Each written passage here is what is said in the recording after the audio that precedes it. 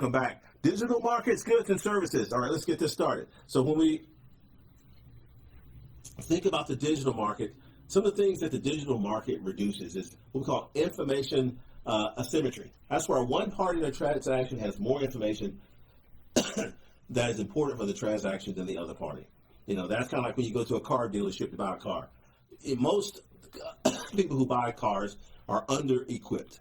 You know, we don't have the information we need to make a good buy decision because, one, we're not mechanics. We don't know the intricacies. And so we're at a disadvantage from the time we pull in the car lot and step out of the car. In this digital market, though, like I say, because it reduces search costs, transaction costs, and we call menu costs, now I can become a more intelligent customer, you know. So this is because now I can go and search other products. I can search other dealerships. I can go out again, you know, search other websites and give me information. And the transaction costs are lower because now I don't have to waste gas, time, money, energy when I can sit in the comfort of my own home and do this. And what we call the menu costs. And that's where, you know, prices are constantly changing. But you know what? I can look across the menu of many people in an area or outside of my local regions now and get my goods and services. So it really helps reduce that asymmetry where the seller has a lot more knowledge than me, the buyer. And what it also helps enable, we call price discrimination. That's where now I can sell goods or the same good to different targeted groups at different prices. What do you mean by that? So if I look at this, I have a sweater. So, you know, that manufacturer, somewhere a manufacturer has to make a sweater. That manufacturer then usually sends it to some distributor. And that distributor distributes that sweater to a retailer. And then that retailer sells it to a customer. So that's why you go to Macy's or that sweater is going to cost you $48.50. Why? Because all of these people in the middle have to get paid off of that sweater. Now, then I could also maybe go to like an outlet store and where the manufacturer gives it straight to a retailer, and they're able to sell it even quicker or even cheaper.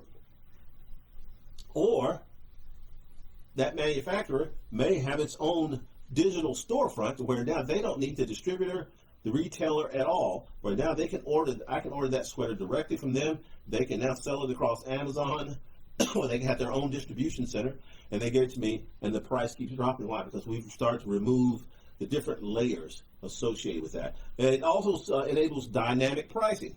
That's the price of a product varies depending on demand, characteristics of the customer, or the supply situation of the seller. So now, because we've got a global demand instead of a regional or a local demand, dynamic pricing can change. Also, disintermediation. Actually, that's the removal of organizational businesses in the process layer, like we talked about here. So where now, as I continue to remove some of these layers, it helps me as a consumer to get a better price, but it also helps me as a retailer or as a manufacturer or as a content provider to get more content to you quicker because I don't have to go through multiple layers to get that to you. In addition, when we think about digital markets, goods, and services, let's take a step back for a second. Let's look at the differences between them, right? So when we think about digital goods, these are goods that can be delivered over digital networks, such as music, the video that you're watching right now. And because of the internet, the cost of delivery is very low. You know, pre-internet, for you to get this course, I would have to go on, you know, TV or somewhere. I advertise it, you know, and, you know, be one of those guys. And you can get this course for $49.95. Just call today and we'll send you the 6 CD set. But I don't have to be that guy.